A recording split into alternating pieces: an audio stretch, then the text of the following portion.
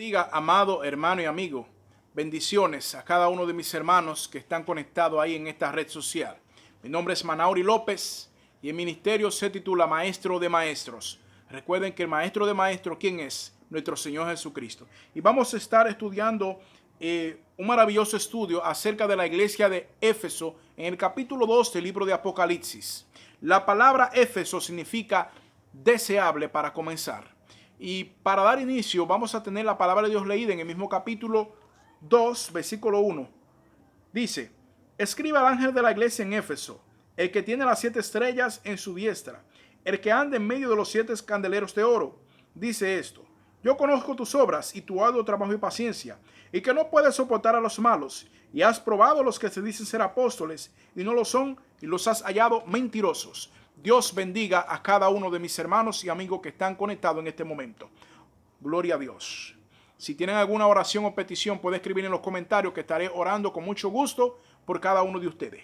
Bien, vamos a estudiar un poco acerca de esta iglesia de Éfeso, la cual fue fundada en la misma ciudad que lleva su nombre. Como dije, la ciudad significa deseable y la fundó el apóstol Pablo, si no me equivoco, durante su tercer viaje misionero. Pero aquí esta palabra habían sido dadas en visión al apóstol Juan ya aproximadamente por el año 96 o 90 después de Cristo.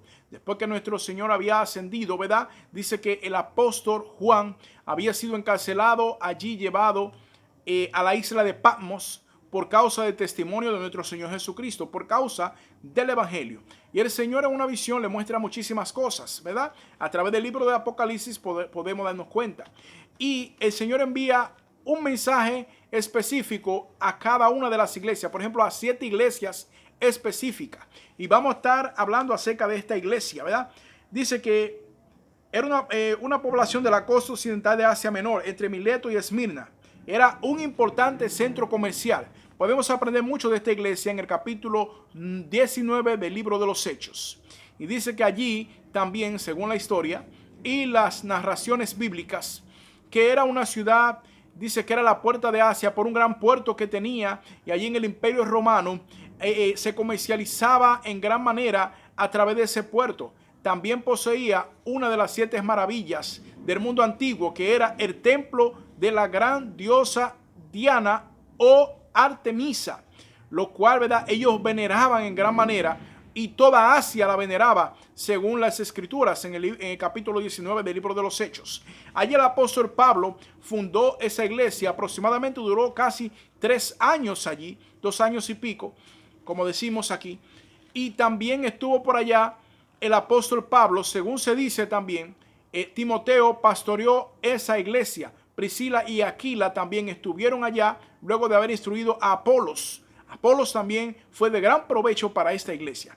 Y aquí, ¿verdad?, el Señor manda este mensaje a través del apóstol Juan, diciendo, yo conozco tus obras y tu arduo y trabajo y paciencia, y que no puedes soportar a los malos, y has probado a los que se dicen ser apóstoles y no lo son. Esta iglesia tenía una gran característica, amado, y era que era una iglesia que el Señor había reconocido sus obras. El Señor reconoce cada obra de cada iglesia, el Señor la conoce. Además de que conoce los corazones de cada persona, también conoce las obras de cada iglesia, de cada pastor. Cada iglesia a nivel mundial reconoce, el Señor sabe lo que ellos hacen. Y dice que conocía su arduo trabajo y paciencia.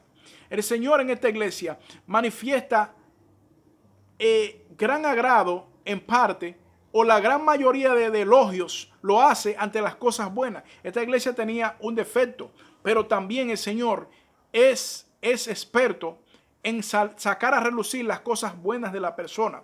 Nosotros debemos aprender de Dios, no sacar o relucir mayormente las cosas negativas de la persona. Hay personas que lamentablemente en otros ven más lo negativo que lo positivo. Salen a relucir, sacan a flote las cosas más negativas de una persona.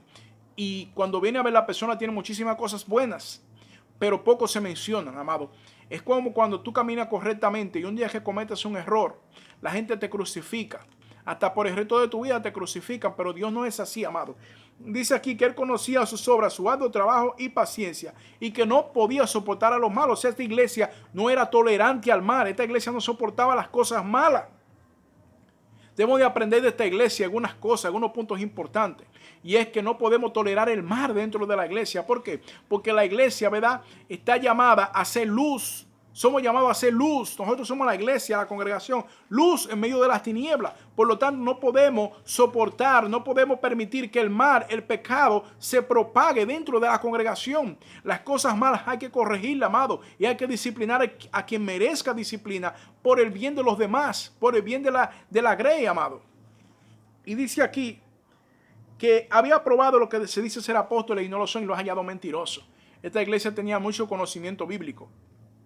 Que para tú probar a un apóstol, o probar a un profeta, o probar a cualquier líder religioso, necesitas tener conocimiento. ¿Qué dice la palabra? ¿Qué demanda la palabra para tú poder corregirlo? Para tú probarlo. Amén. Tú necesitas tener conocimiento y esta iglesia lo tenía. Porque como dije, lo había instruido el apóstol Pablo, lo había instruido Apolos, lo había instruido Timoteo, entre otros, amados. Esta iglesia tenía mucho conocimiento. Y dice que había hallado a los que se decían ser apóstoles mentirosos delante de Dios. O sea, esta iglesia repudiaba la mentira, repudiaba el mal, las cosas malas, amado. Hay que repudiarlas, que mucha gente se incomode cuando tú lo corrijas dentro de la congregación o fuera de ella. Cuando tú lo corrijas y se sientan mal, no importa, amado, porque lo que está mal está mal. No podemos tolerar el mal, amado. Cuando se estaba iniciando la iglesia primitiva, allá en el capítulo 5 del libro de los Hechos, dice que Ananías y Zafira mintieron al Espíritu Santo y el Señor lamentablemente les quitó la vida. ¿Por qué? Porque la iglesia estaba iniciando, tenía sus primeros inicios, estaba comenzando y no podía comenzar podrida, amado. Tenía que haber disciplina y entender que Dios era quien dirigía, el Espíritu Santo dirigía la iglesia, amado. Gloria al nombre de Cristo. Y cuando se levanta un hombre de Dios, ¿verdad?, que da ejemplo, que predica la palabra, que tiene testimonio y que corrige. Hay gente que no le gusta esto, hay gente que se desagrada, hay gente que lo odia, hay gente que lo apedrean, lo bombardean, como decimos nosotros, lo murmuran, lo critican, se levantan contra él porque quiere establecer orden dentro de la congregación, amado. Pero tenemos un compromiso con el Todopoderoso. Debemos de hacerlo, tenemos un compromiso, porque Dios nos ha dado la iglesia para ministrarla, al igual que nos ha dado la familia. Yo soy padre de familia y Dios me ha entregado una familia para ministrarla. ¿Qué debo hacer? Corregir lo que está mal. Claro, saber corregir primeramente, ¿verdad? Con misericordia y verdad se corrige el pecado. Con misericordia y la verdad. Pero hay que corregirla, amado. Y dice aquí, el versículo 3, y has sufrido, y has tenido paciencia, y has trabajado arduamente por amor de mi nombre y no has desmayado. Esta es una iglesia que se mantenía firme. Trabajaba mucho, amado. El Señor reconoce el trabajo que tú haces dentro de la iglesia. Aunque mucha gente no lo reconozca, aunque mucha gente te tenga allá detrás del banco, aunque mucha gente no quiera reconocer lo que tú eres dentro de la congregación y lo que Dios ha puesto en ti, Dios reconoce el trabajo, conoce tu sufrimiento, esas lágrimas que tú derramas cada día en la presencia de Dios. Dios las conoce, Dios las recibe. Cuando es de corazón, ese trabajo que mucha gente no valora, Él lo está mirando, Él lo está evaluando y un día te va a compensar. Porque dice la Biblia que Dios honra a quienes le honran.